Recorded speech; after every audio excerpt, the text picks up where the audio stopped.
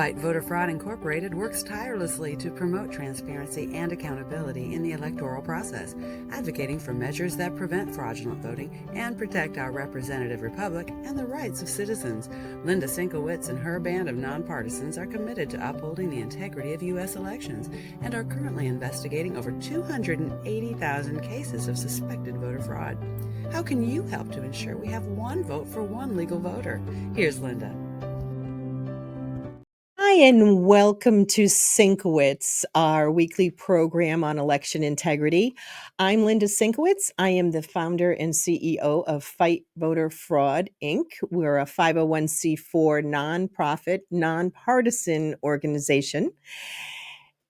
And our goal is to have one vote for one legal voter with everything that we do. And I am hoping we're going to be able to educate the public on things that are going on. In the future, we will be having guests coming on our program. In the meantime, we're going to talk about how do you get your name removed from the voter rolls. See, here's a big issue.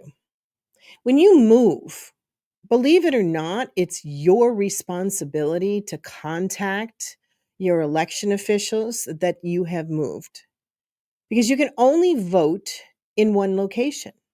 You can only be registered in one location at any given time.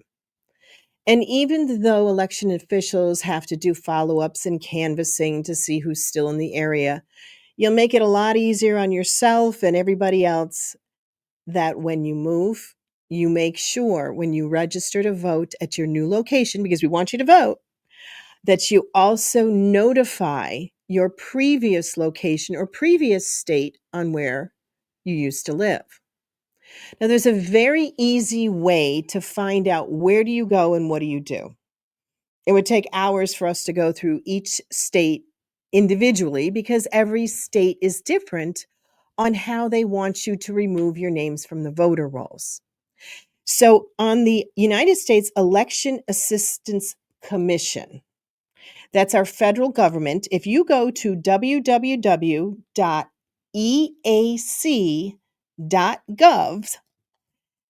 and you look under voter registration cancellations. Now, once you go there, look for your state, and it'll have a direct link to your state and what the requirements are for you as an individual voter, especially if you move. Alabama actually has a form that you have to fill out. And what I did was I printed out Alabama's. I didn't print out everybody else's. Believe it or not, I left the Alabama one over on my desk, so sorry about that. So each individual state, again, has a link where you can find it. And I was just going to bring up Alabama because they did have a very specific form. Others, you can go in, tell them who you are, show your identification, and ask them to remove you from the voter rolls. Now, what seems to be the problem with having you registered in multiple states? I just talked to someone recently, like in the last half hour, that told me that they had never thought about it. They knew themselves would never vote in more than one location, which is what I would say most of us, majority of us, would never think about double voting. But here's what happens. The nefarious people know that you haven't voted or that you may have moved, and they see non-activity on your voting history because it's available to the public.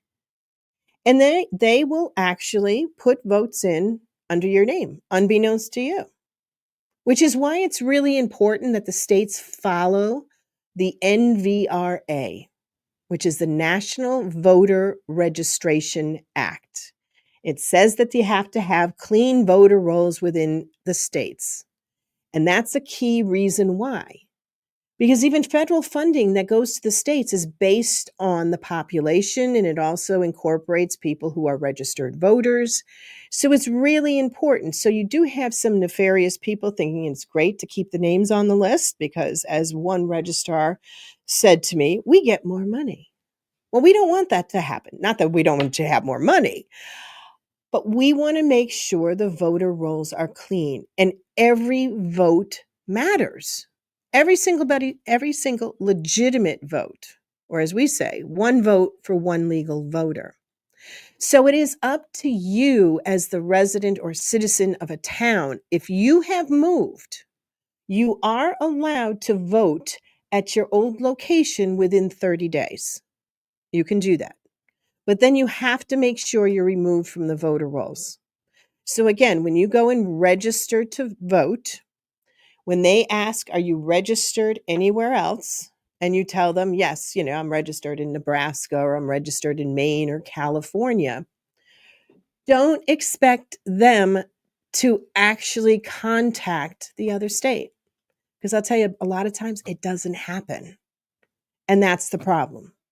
Because if there's any liability on your being on the voter rolls in two locations, or somebody utilizing your name and voting when you voted somewhere else, you're the one who's going to have to explain to law enforcement that you didn't commit that felony of voting in two locations.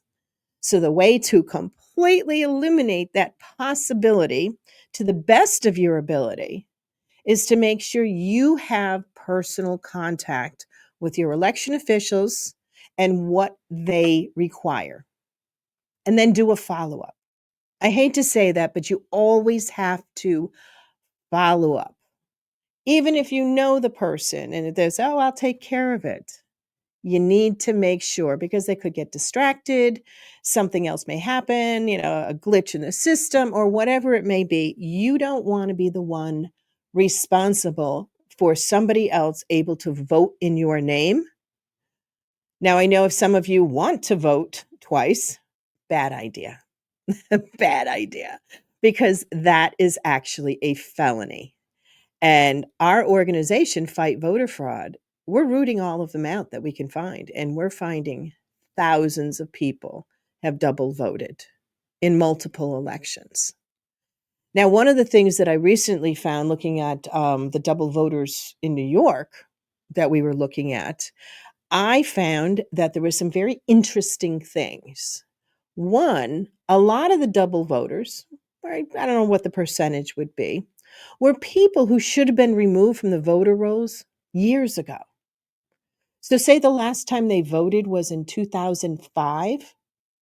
Would you believe all of a sudden they voted absentee in 2020? That's 15 years later. They should have been off the voter rolls years ago. And they haven't voted since, which is, highly questionable as far as, was it that person or was it somebody using nefarious means to vote in your name because you weren't removed? The thing that I can say about those New York voters that we've looked at, they're all still active. And even though they're registered in another state at the same time and voted in the other state for multiple elections. So people can take advantage of that. Another thing that I found is, since we're talking about New York, I can clearly see how people are able to double vote even in New York when they've double voted in another state. I am noticing that they are voting early voting, which is registered as one of their voting times, and then they're registered in person and voted in person. So now we have double voters that double voted in two states are actually double voting in New York and another state.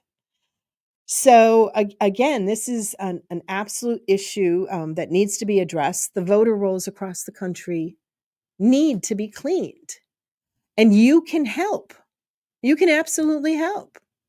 You know your street. You know your neighbor, 2 houses away sold their house 7 years ago. Check the voter rolls. See if they're still registered there. You're going to be surprised that a lot of people that you know are no longer living in your town, your community, your county are still registered, but they've also registered in other states. So you can help clean things up. Take just your street. Just your street. You alone can make a huge difference. Do you go for a walk? Do you walk your dogs? Get the list for your street and verify that the voters are the voters that should be voting there, and that the people who are no longer there are not voting. A lot of you know who they are. Or when you go here in Connecticut, when we go to vote, we have to give our address. So we give our address and they look it up and they have their little pencil. They have another person next to them, hopefully two different parties to verify. And you can see who's registered at your location. Now, I remember when I first moved here to Middletown, Connecticut, that the people who used to own the house were still registered for at least the first couple of years. Did I do anything then? No, because I wasn't even aware of the issues that we have with our voter rolls. So when I get people asking, what can I do? Well, there you go. There's something you can do.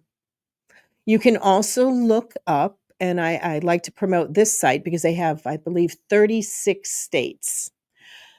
You go to voteref.com, and you can look up the 36 states of all the voters. And you can check and see, if your grandmother is still registered to vote if she passed away in one of the states that they have on there. Yeah, they do have Florida, just in case some of you are wondering. It seems like Florida is where a lot of people like to move to. But Florida has their issues. Florida has what we call the Lazarus effect.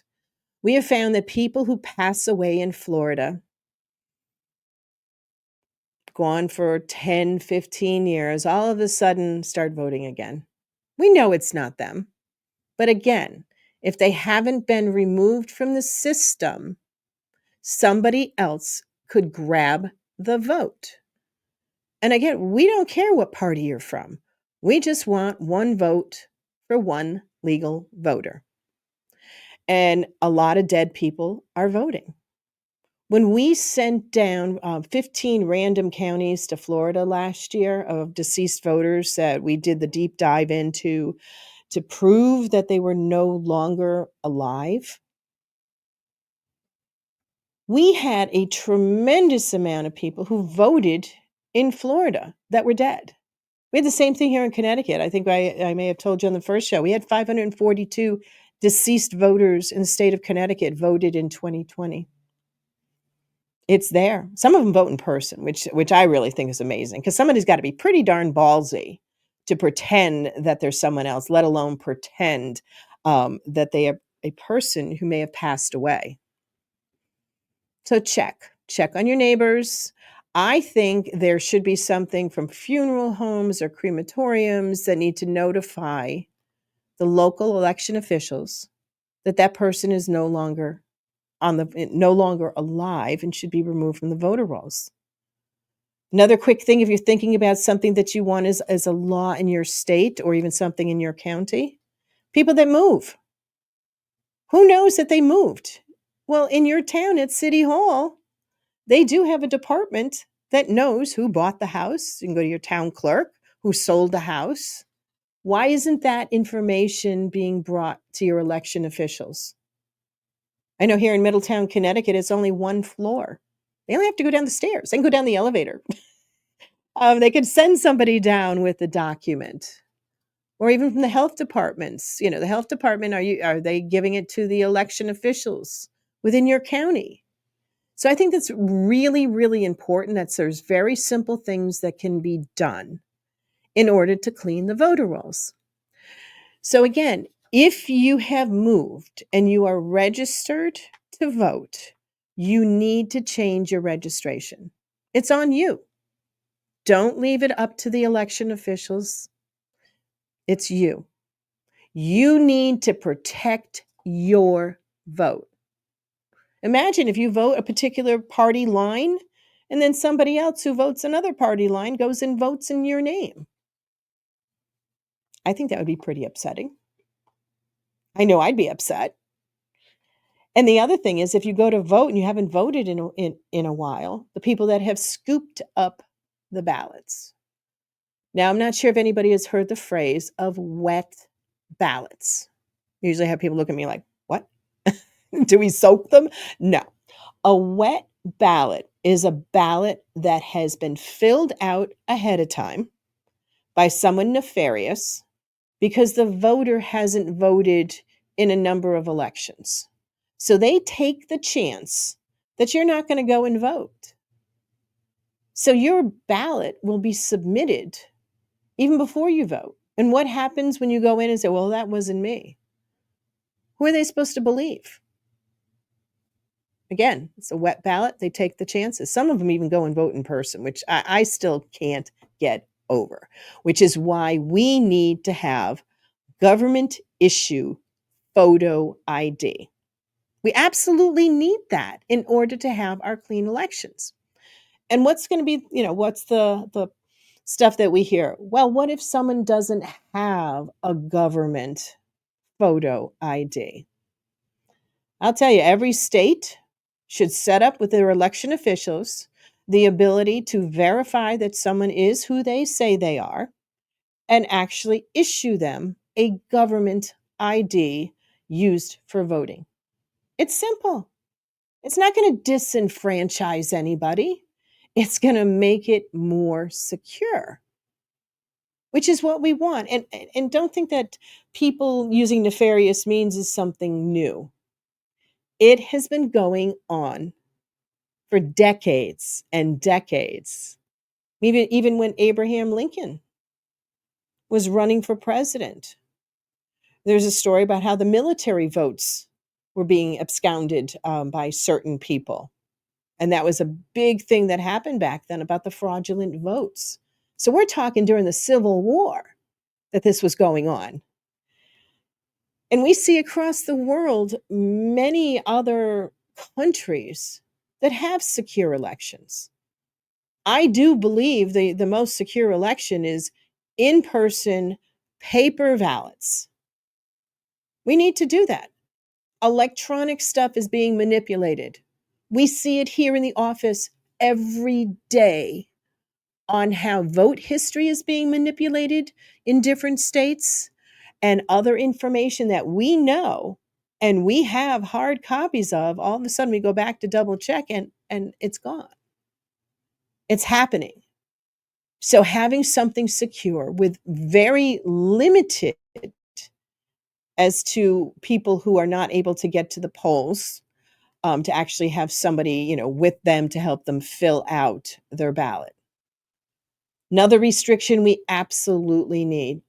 Do you realize how many of the elderly are having their votes taken from them in dementia locations, Alzheimer locations, rehab centers? It is being done constantly. People in comas that end up voting. I'm not making this up. This is real. This has happened. So we really need to protect the vote. And it starts with you. Checking the people in your neighborhood, checking for relatives that shouldn't be on the voter rolls. You can make a difference. If we got everybody doing that, it would make our job a heck of a lot easier, because we do find the people that should be off the voter rolls, but it's getting the states and the election officials to actually remove them. That's another hurdle that we deal with all the time. So another thing that we're going to be doing with our program is we're going to be highlighting a particular story every week. And this week we happen to be highlighting North Carolina. Now, North Carolina, I think it's kind of ironic that the race that is being adjudicated at this point and going back and forth happens to be over the North Carolina Supreme Court. Now, in North Carolina, last week, the appellate court ruled that 65,000 votes need to be looked at again for the mail-ins, because they were missing essential criteria in order for someone to vote, which I know all of you would agree. Yes, you need some sort of ID, whether it's your driver's license or however you're going to use the ID or social security number. In North Carolina, it is required. Well, 65,000 votes came through that didn't have that. So when I started thinking about this, I was just like, as somebody else was, how are they going to look at those 65,000 ballots? Well, Jim Womack, he is from the North Carolina EIT, that's the Election Integrity. He actually kind of spelled it out pretty straightforward, and I apologize that I'm reading, but I want to make sure that I have quoted him properly. He said, in North Carolina, early in-person voted ballots and all mail-in ballots are uniquely marked to make them retrievable should the voter not be eligible to vote on Election Day. Ballots are cast in person on Election Day are not similarly marked and therefore cannot be retrieved once cast and scanned. So this 65,000 has nothing to do with the walk-in ballots or the on Election Day ballots. These are all mail-in ballots. And he said, in the appeal of the North Carolina Supreme Court race, the appellant had no remedy to offer that would retrieve or discount the ballots of the many thousands of voters who lack the required driver's license or Social Security 4 digits who voted on Election Day. His appeal then was based on the ballots cast by mail or early voting, all of which could potentially be retrieved should they fail to respond and cure that deficient voter registrations as ordered by the appellate court. Note the opposing side has already appealed in federal court, and the Fourth Circuit is awaiting outcomes of the challenges in the North Carolina appellate system prior to weighing in. This case has ways to go. So Jim had put this out in an email on Sunday to a particular group. Well, yesterday, as he predicted, the North Carolina Supreme Court halts decision requiring verification of those 65,000 votes in a tight judicial race. So we already know there's all kinds of things that are going on. So this is now sitting in the hands of the Supreme Court. They're not saying no. They're just saying, wait a minute, that 15 days that the appellate court ordered all of this to be taken care of is now on hold until the North Carolina Supreme Court could make their determination, which is the process we go through in the United States. This is what we should expect. One side, the other, and we will come out to a conclusion. Now, another gentleman, his name is Gary Myers. He's actually with the Myers Report. And his comment I thought was rather interesting. So I actually gave him a call, so he knows that I am using his quote. It says, "It is a right to be able to vote. However, it is the responsibility of every voter to do so in a proper and timely fashion. It's not a right to be forgiven if you're late or vote improperly. Voting is supposed to be done by competent people. For overseas military people who have not had their photo ID presented to a commanding officer at their military installation, who could then sign off as a witness to the ID, anyone else overseas either would need to form or get a form from a local notary or representative of the Foreign Service. If it's not possible, the voter has the responsibility to plan ahead." So again, with everything that goes on, it comes back to you, the voter, to do the right thing. So you're going to find this information along with the stories and the stuff that I just quoted from Jim Womack from the North Carolina Election Integrity Organization and Gary Myers from the Myers Report. Their quotes will be up there as well. So every week, we're going to do something a little bit different. You're going to see our format changing. I do plan on having a number of guests come on, which I will be very excited once we confirm. But I want to thank everybody for watching us on OBBM Network. And you can go to fightvoterfraud.org. If you like our program, please let us know with comments, or even better, donate to our organization. We would love it. And again, let everybody else know and forward the links that you see to your friends and family. That would be phenomenal. Thank you again on behalf of SYNC-O-WICZ, our new program, and OBBM Network TV. Thank you.